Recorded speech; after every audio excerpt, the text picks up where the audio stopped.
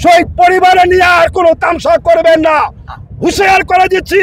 দেশবাসীর কাছে বলতে চাই, সুষ্ঠু তদন্ত করে ডাক্তার ইউনূস সাহেবকে বলতে চাই, আপনি আজকে এই ঘটনা কোনোভাবে এড়িয়ে যেতে পারেন না। সেই সংসদ ভবনের প্রথম সারিতে আমি ছিলাম।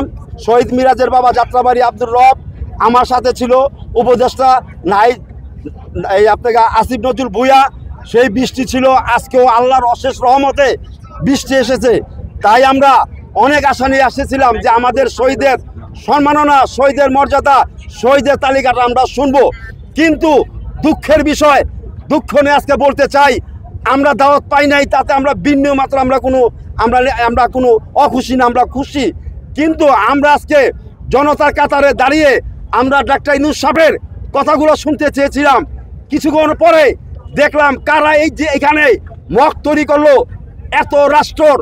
এত রাষ্ট্রর সিকিউরিটি গার্ড কি করলো, কারা এই ঘটনা ঘটাইলো, সেই ঘটনার দায়ী আমাদের শহীদ পরিবার উপরে, আহত পরিবার উপরে। আমার শহীদের সন্তানরা হাসপাতালে ভর্তি, আপনারা তদন্ত করেন, আপনার মাধ্যমে তদন্ত করে এইটা বিচার করেন। এই দুনিয়াতে হবে না, দেশবাসীর কাছে বলতে চাই, সুষ্ঠু তদন্ত করে ডাক্তার ইউনূস সাহেবকে বলতে চাই, আপনি আজকে এই ঘটনা কোনোভাবে এড়িয়ে যেতে পারেন না।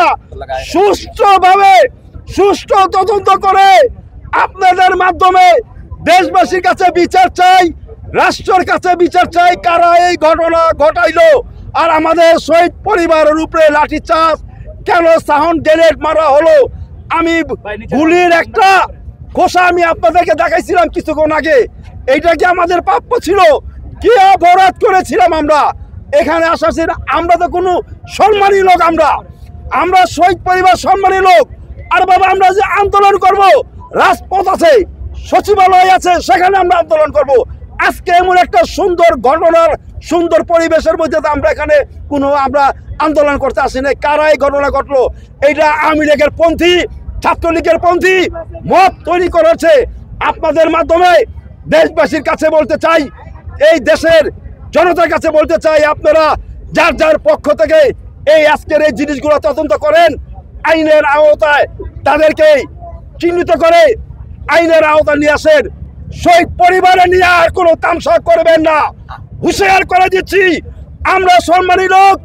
আমার ছেলে মিরাজ যাত্রাবাড়ি থেকে যেইভাবে রক্ত দিয়েছিল, আজকে এই অসম্মানের জন্য আমি এখানে আসি নাই, আমার ছেলের সম্মান নিয়ে এখানে এসেছি। কি দেখলাম আমি, এই গ্যাঞ্জামের পর এসেছি, বৃষ্টির মধ্যে ভিজে আমি রাস্তায় দাঁড়িয়েছিলাম। তখন আমি অনুভব করছি, আরে ভাই, আমি কই আসলাম, আমাদের দাওয়াত করেন নাই, আমাদের আজকে এই তালিকা, এই সম্মাননা। আমি ভিন্ন মাত্র কোনো আমি অসম্ভব করি নাই, আমি খুশি আপনারা এখানে কাজ করেন।